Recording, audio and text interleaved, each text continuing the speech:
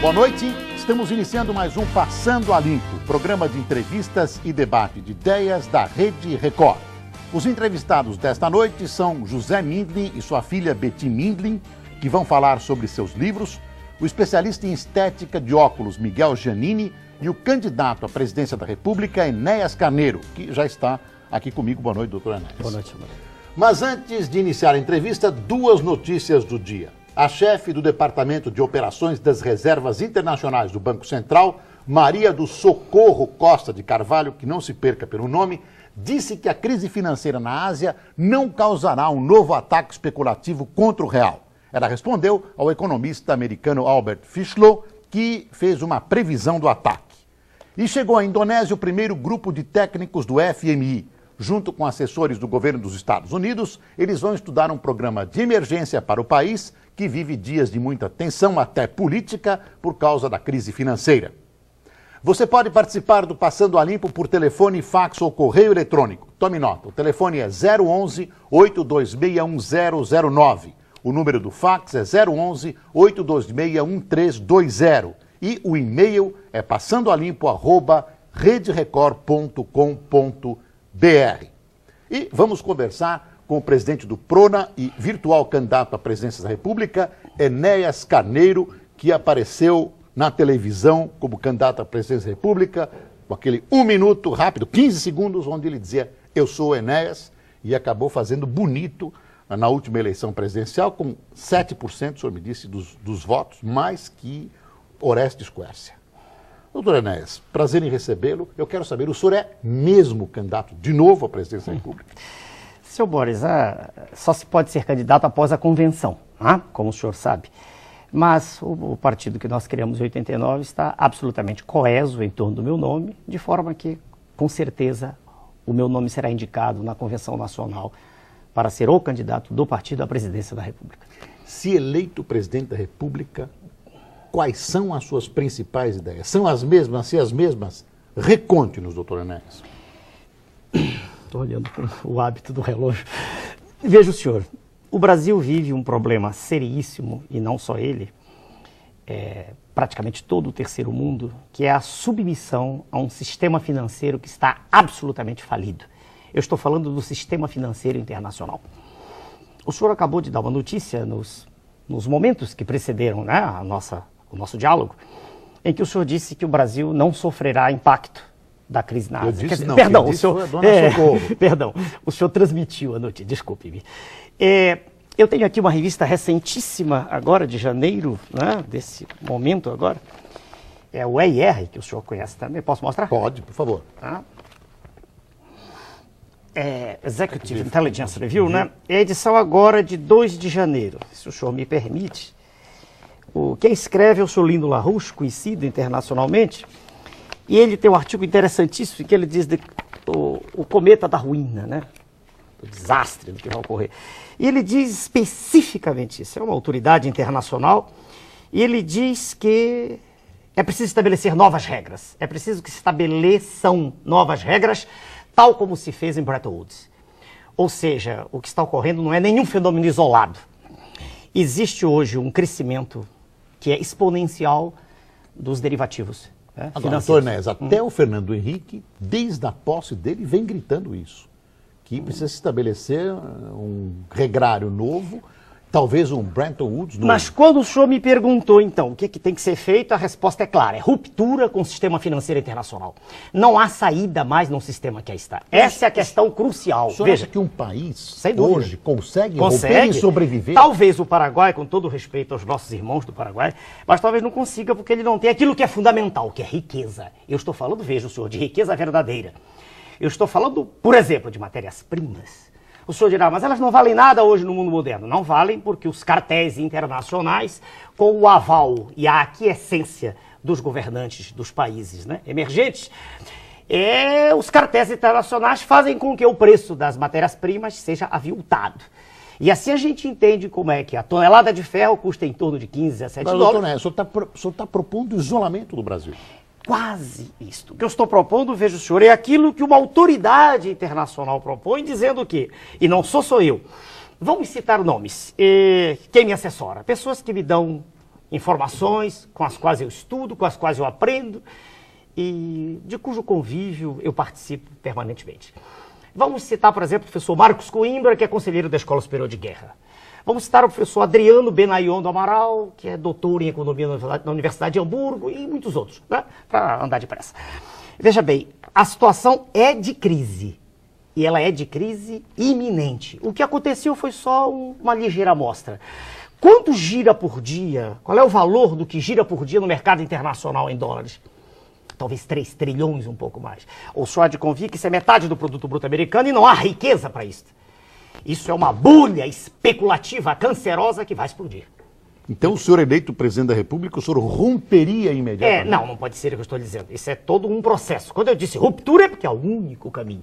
Mexeríamos instantaneamente, o grupo todo, nas taxas de juros que fazem com que a riqueza agora não é a verdadeira, mas é em papel pintado. Porque existe um conceito com a população que riqueza é o dinheiro. Não é, de fato.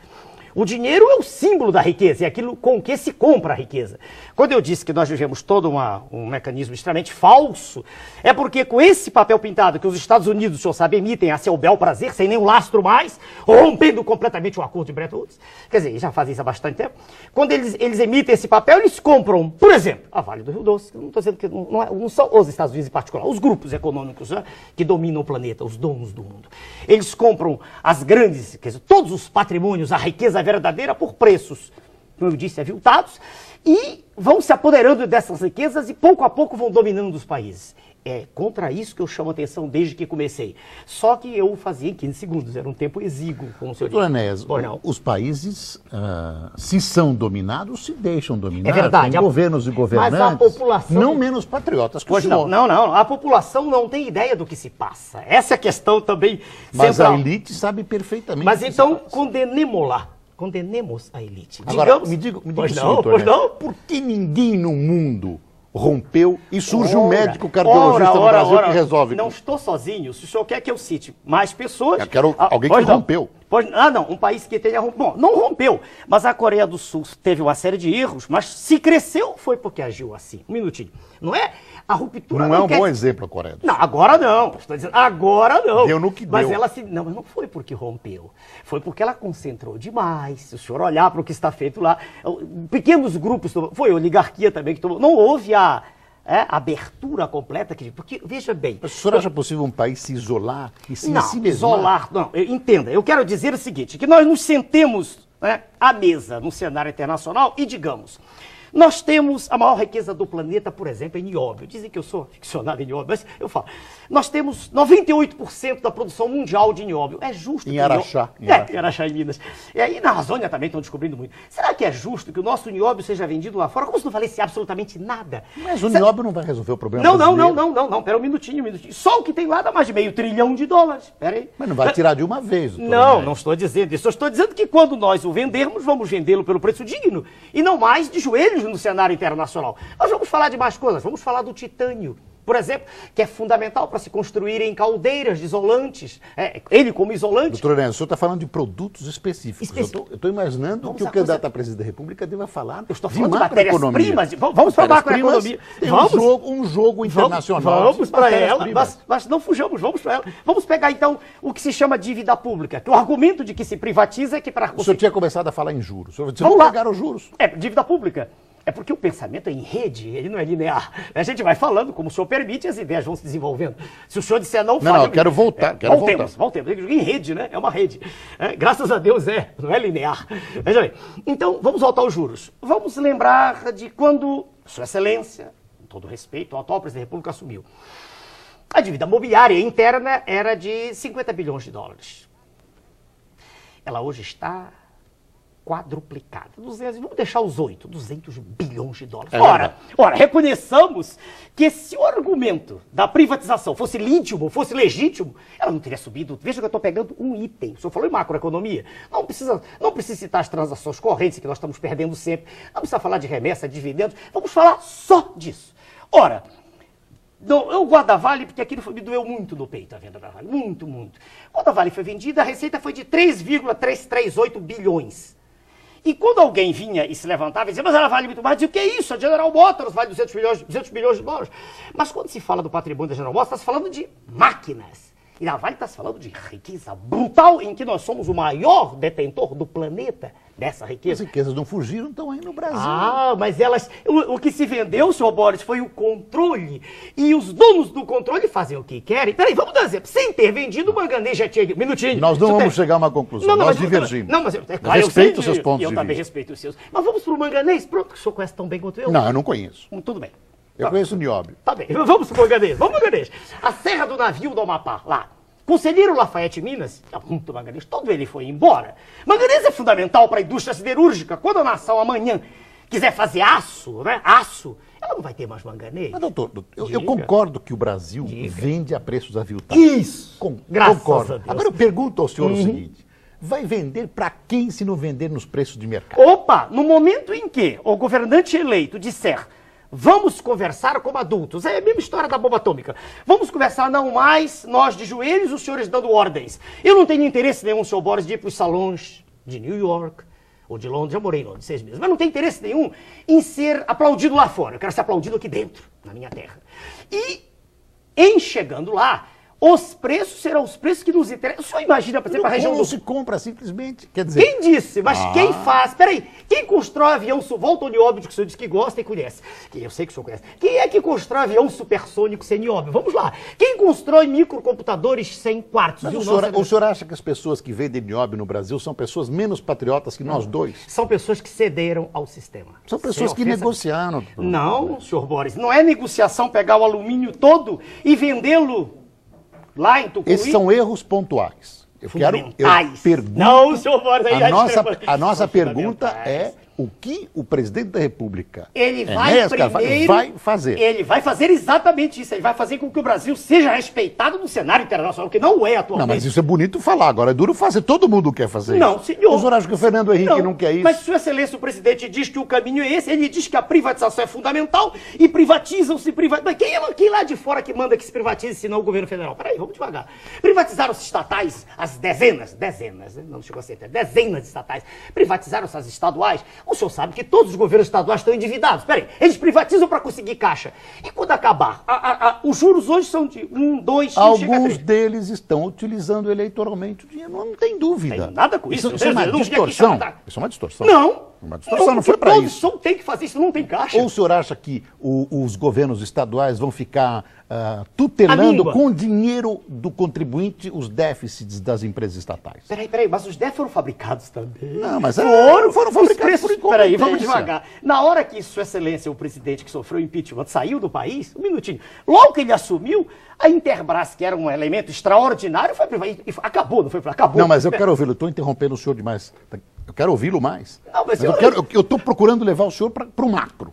Mas isso é o macro. De novo é uma distorção. Impor os preços com todo respeito nas nossas riquezas minerais. Quando a região do Ruhr, na Alemanha, não funciona senão o Japão, o tigre asiático, o grande tigre, e o Japão, veja o senhor... A Rússia também tem nióbio, não é só... Não, eu estou falando do Japão. A Rússia precisa bem menos de nós. Quer dizer, hoje todo mundo está quebrado, todos. O planeta está quebrado. Doutor Enéas, eu vou pedir um instantinho para o senhor, nós vamos fazer um pequeno intervalo comercial, depois nós vamos voltar, a entrevista está sendo curta, eu não posso fazer nada. Até já.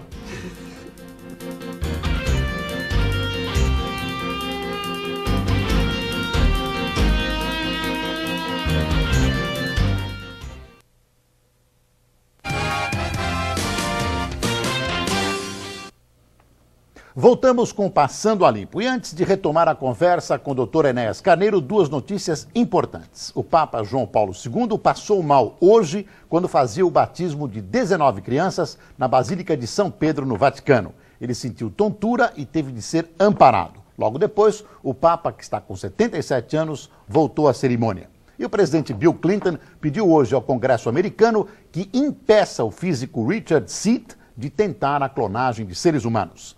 Clinton considerou esse procedimento profundamente inquietante, insistindo em que a ciência não pode se impor sobre valores morais. Doutor Enéas, o senhor que é professor, cardiologista, o que o senhor acha da clonagem de seres humanos? É um avanço gigantesco e, como todo avanço científico, ele em si ele não é bom nem mal. Depende do uso que se fizer dele.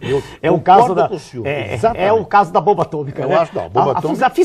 A fissão nuclear é extraordinária, ela em si. O uso dela em Hiroshima e Nagasaki foi um desastre. A clonagem para o bem será? Será extraordinária, mas ela é perigosa. É um procedimento, sem dúvida. É algo em que está mexendo com as entranhas da vida, né? É verdade. Pois não. Doutor Enéas, eu vou colocar as perguntas dos telespectadores, que já são muitas. O Eduardo Mendonça de Lima, que é economista de Brasília, pergunta: em 98, segundo ele, vencerá o candidato que apresentar a melhor proposta concreta de geração de empregos. O senhor tem uma proposta em que ela consiste?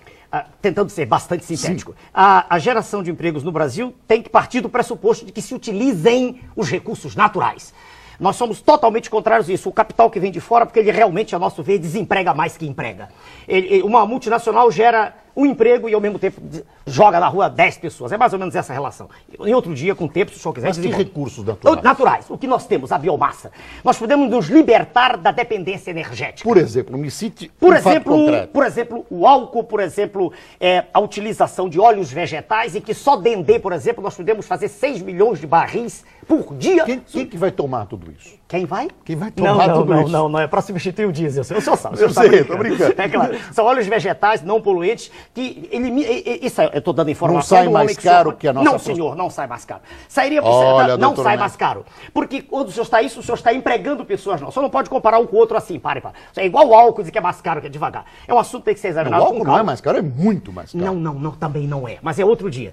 O senhor pega a moeda sem fazer, querendo comparar R$1, sem examinar que com um o senhor gera muitos empregos. Mas aí o senhor isola o Brasil do mundo e faz as pessoas pagarem mais caro. Não, senhor, porque aí a moeda terá lastro, não será inflacionária como ela é hoje. E falsamente atrelada ao dólar, com a paridade que o senhor sabe que é falsa também. Eu só queria, se o senhor me permite, eu sei que estamos no fim do programa. Não, ainda não estamos no fim. Mas quase. Eu queria aproveitar que eu comecei a falar do Japão e parei. Sim. Que é apresentado como, né, o tigre, a grande potência. Vamos só um pouquinho, não levo mais de 2 minutos. Por favor. Veja, senhor, o Japão não tem.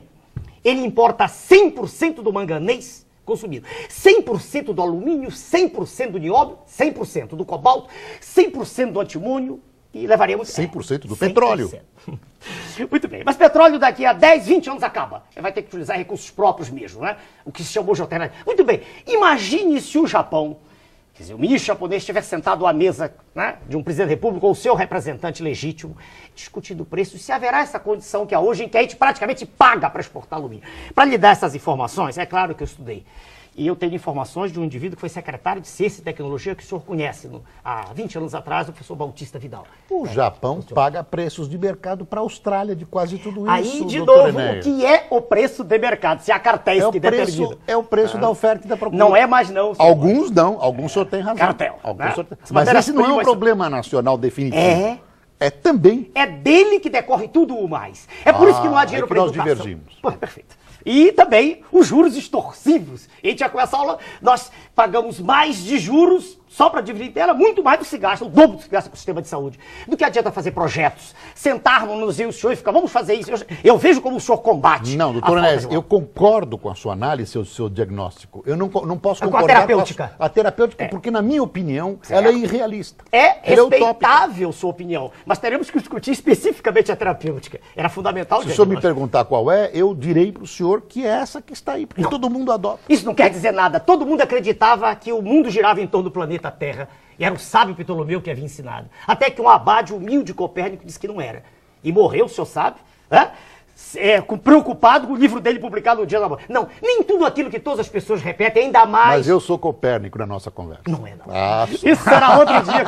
O senhor apenas tem uma máquina gigantesca do seu lado. Não, o senhor está livre para falar. É verdade, mas veja bem, mas como o senhor mesmo reconheceu, é um tempo que ainda não é sucedido. Deixa eu fazer as perguntas e o senhor vai colocando as suas posições. Qual a proposta do Prona referente à reforma tributária? O que pensa sobre o imposto único o Augusto Vieira de Brasília, que é comerciante. O senhor Augusto, a resposta era, vejo... César Augusto. Eu vejo uma proposta extraordinária do imposto único.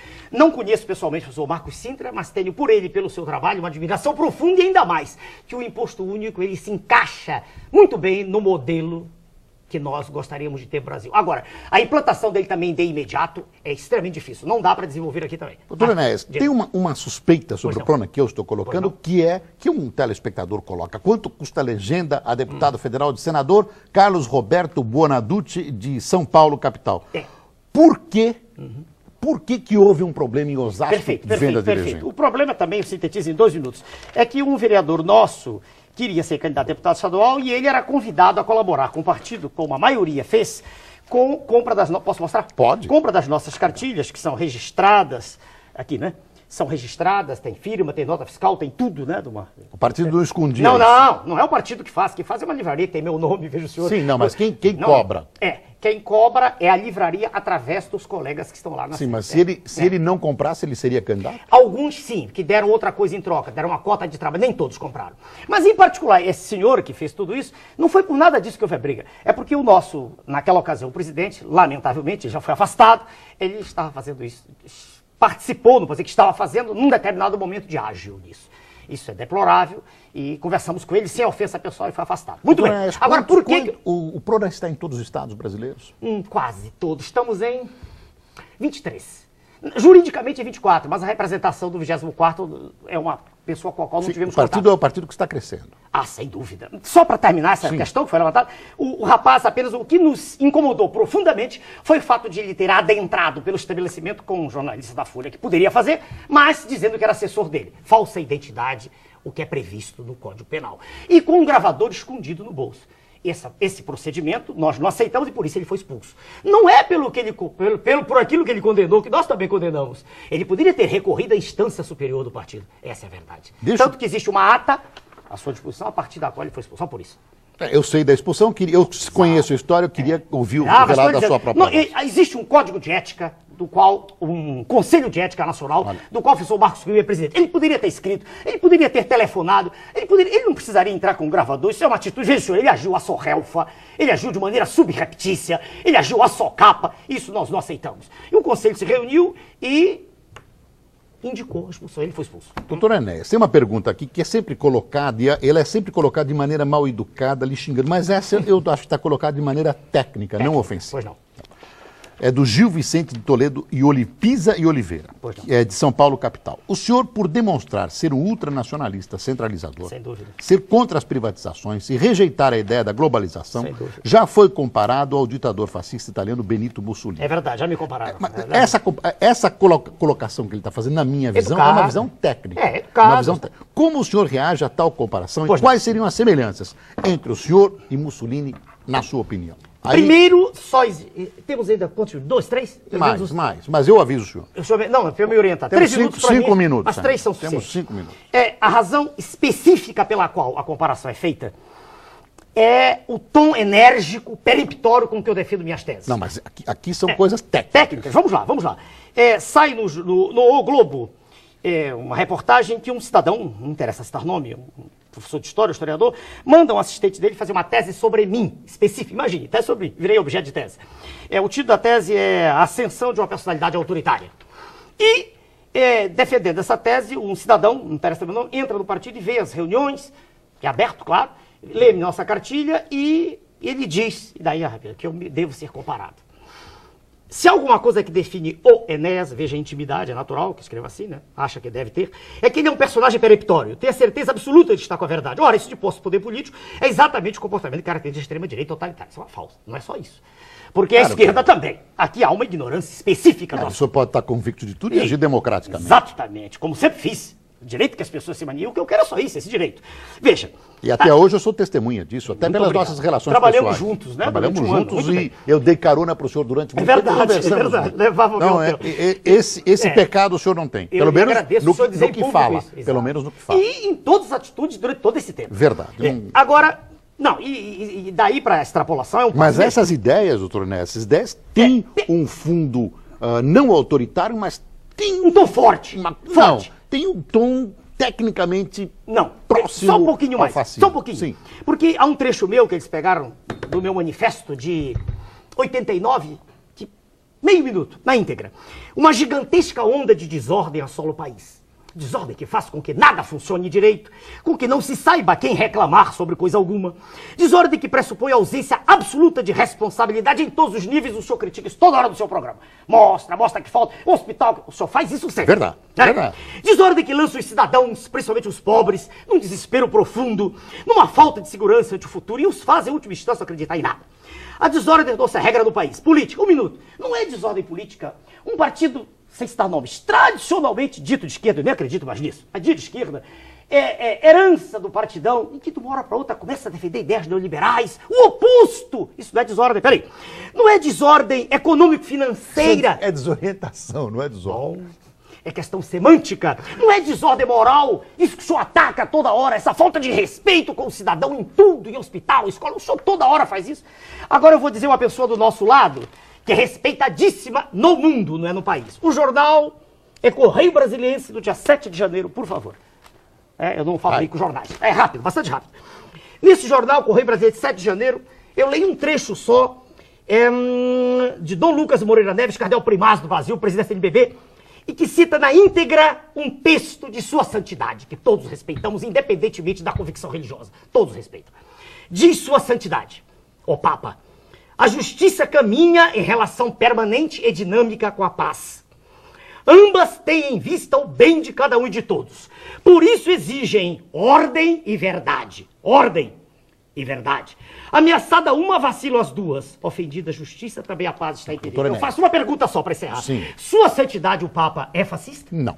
Nem a sua colocação é fascista. É fascista. A maneira é o seguinte, a ordem deve ser conquistada através da democracia. Claro. E a Não impressão que se fazendo? tem é que o senhor quer a imposição da ordem. Veja o senhor, pois se nós estivemos o tempo inteiro trocando ideias com respeito recíproco... Não, tudo bem. Então eu jamais quis... Não, eu imagino no governo. Faria o mesmo? O senhor pode baixar os generais de 64 que tinham o maior respeito recíproco. Não, peraí, um minutinho. Suas excelências generais, eu já conheci 3 deles, não tinham ideia, o senhor perguntou, era só aquela luta do fenômeno para o qual eu chamo a atenção. Com todo mas eu imagino como o senhor imagina impor ou colocar o país em ordem. Eu gosto da verdade. Veja o senhor, se alguém negar que a dívida interna quadruplicou, eu me calo. Eu digo a verdade. Sim, quem me corrige... O senhor no governo vai ter um monte de partidos que pensam diferente. Mas e o senhor talvez não tenha maioria. Não quer dizer Como é que nada. o senhor vai agir? Sua Excelência, o presidente sofreu impeachment, não tinha maioria, o PRN era minúsculo e tinha... O senhor me perdoe. Há outras verdades. Muito menos preparo e capacidade de convencer do que eu. Isso nós nos conhecemos, isso é muito Então o senhor usaria a verdade. A verdade. A verdade. E se o senhor recebesse um não? Não existe isso, porque o telespectador, quer dizer, o eleitor, ele está ávido da verdade. Não, mas os deputados são eleitos. Os deputados dissessem não para o senhor, quer dizer, não aprovamos isso. Não existe essa possibilidade, existe a medida provisória. A medida provisória Mas isso é autoritário. Não, então vamos acabar. Eu gostaria que o senhor dissesse, vamos acabar com as medidas provisórias. Não, mas aí eu estou contra a Constituição que a prevê. Eu sou homem da lei. Não, o senhor sabe que ela é usada de maneira esperta. Mas aí ela é usada contra o país. Eu vou usá-la a favor do país. Na sua opinião. Uai, dar emprego para a população não é a favor do país. Conforme. O senhor pode dar emprego de carrasco para todo mundo para matar gente. Não, é uma maneira de dar emprego. Aí também. nós estamos negando a tese anterior. Ou o senhor pode dar emprego público também. Não, nós não Mas estamos então, pensando assim. Dar emprego e dar emprego. Se nós levantamos o potencial da indústria, que está toda se despedaçando, se elas tornam presidente da indústria. Essa é a minha preocupação agora. Agora o senhor me deixou preocupado. Por quê? Porque eu estou imaginando que o senhor quer impor o seu bem. Vamos impor o bem. Não. E Sua Excelência, o presidente não está impondo o bem dele? Se há uma verdade. Não, ele tem uma Câmara que às vezes desdão para ele. Mas em que tudo está sendo feito? Tudo está sendo feito. Quase tudo. Pode dizer, não. As forças. As coisas fundamentais todas foram feitas. Todas. Sim, é verdade. Mas ele tem processos complicadíssimos O processo de importação, o senhor escancarou tudo aí. Não escancarou tanto assim. Não escancarou tanto assim. O presidente da indústria de máquinas diz que viramos todos importadores. Votado pela Câmara e votado pelo Senado. Porque a população não teve acesso a essas coisas. Mas a população que votou nesses homens, doutor Canete. Não teve? Essas questões não são discutidas, professor. Talvez seja a primeira vez para a nação que se diz que o Brasil não precisa de quase nada lá de fora. Não, precisa. Diga-me de quê? Claro que precisa. Mas discutamos. Precisa de tudo que traz. Não, senhor. Não precisa vira das Albânia, quinquilharias. Vira Albânia. Não. Na sua opinião, são quinquilharias. Alguém pode querer um automóvel importado. É verdade, perfeito, mas o automóvel importado, desde que não destrua a indústria nacional brasileira. Veja bem, repito, é a questão do que feijão. Fabrica um trambolho e um calhambeque. De um feijão, do arroz. Nós estamos importando até batata frita, senhor Boris. Será que nós somos tão imbecis que não sabemos fazer batata frita? Nós exportamos quinquilharias também. Uai, Quem mas aí- importa tem que exportar. Sim, mas veja, vamos importar aquilo que é fundamental para uma nação ser soberana. E não nós destruirmos a indústria e a É agricultura. uma questão de grau, é uma questão de grau. É, Eu concordo estarei com o ao senhor. seu dispor. Isso, Nós a questão vamos- de grau. é uma Agora questão de grau. sim. Agora chegamos. É uma questão de grau. Mas o Entre senhor branco coloca tudo no preto e o branco. Não há matizes. Mas veja o senhor, uma conversa... bom ouvir isso, senhor. Claro que há matizes. Mas- Não existe o absolutamente certo e o absolutamente errado. Há matizes. Agora, nós não podemos ficar de braços cruzados diante da destruição absoluta que é Estado, o Parque Industrial Brasileiro. O senhor olha lojas e lojas fechando e quando se pergunta, filas de desempregados cada vez mais. Não é só aqui não, no mundo inteiro. Sofre mais o mundo, o subdesenvolvido que é chamado. Viu, doutor Néia? Aí, Tá chegando ao fim. não, tá chegando ao fim, mas aí, nessa sua promessa de resolver isso, de impor ordem, que fica essa Não, semelhança mas veja bem, estranhíssima que eu não posso abrir mão de uma convicção. Ela é fruto de um estudo da situação. O senhor me conhece, eu não estou falando porque eu ouvi dizer. Eu estudo esses assuntos Doutor Néia, nós vamos ter chance de voltar a seu gosto. em aceno. E se o ideal infelizmente, seria, se o senhor pudesse, Nossa, escolher um assunto específico nós para que teremos nós mais possamos tempo desenvolvê-lo com para profundidade. conversar. Essa Eu trarei questão. especialistas para debater. Será com o uma senhor. beleza. Eu Doutor estarei Néia, à eu vou vontade. passar ao senhor todas essas perguntas Eu que não terei por prazer isso em eu sorteio aqui. Mas se tiver os o telefone. endereços, né? Alguns, os que tiverem Certo. endereço de telefone, eu peço que o senhor, um homem educado, obrigado ao responda. senhor, claro. Muito obrigado por sua presença. Muito obrigado ao e senhor. quanto tempo o senhor terá de televisão? Queremos crer todos nós que é 1 minuto e 40 à tarde e 1 minuto e 40 à noite. Mas aí não é assim, é preparado. O seu poder de compressão é muito grande. Muito obrigado ao Muito senhor. obrigado. Obrigado pela professor sua Néia. gentileza e educação. do Vamos senhor. fazer mais um intervalo. Eu volto em instantes para conversar com o especialista em óculos, Miguel Janin. Até já.